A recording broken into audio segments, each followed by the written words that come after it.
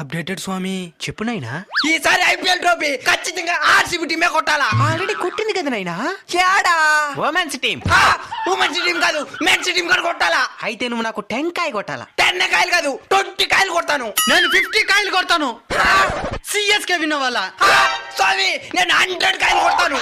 అచ్చడికా అదంతా నాకు తెలుసు. ఈసారి ఆర్సీబీ టీమే విన్నవాలా, లేదంటే నేను చచ్చిన తొట్టు.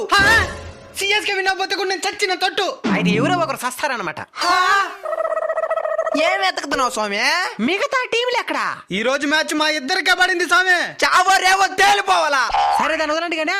ఎవరు ఎక్కువ కష్టపడితే వాళ్ళు విన్ అవుతారా? పిట్టెంత పెట్టుండారా? సిఎస్కే మీద 10,000 పెట్టున్నాను. ఆర్సీబీ మీద 20,000 పెట్టున్నాను. అయితే ఐపీఎల్ అయింది నా దగ్గరికి రండి. ఎందుకు స్వామి? మెటల్ దగ్గర స్థలం పట్టుంటాను. బెట్టింగ్ లో పోవడమే గానీ రావడం ఉండదు నాయన. ఒకవేళ వచ్చినా గానీ మళ్ళీ దాంట్లోనే పోతాది.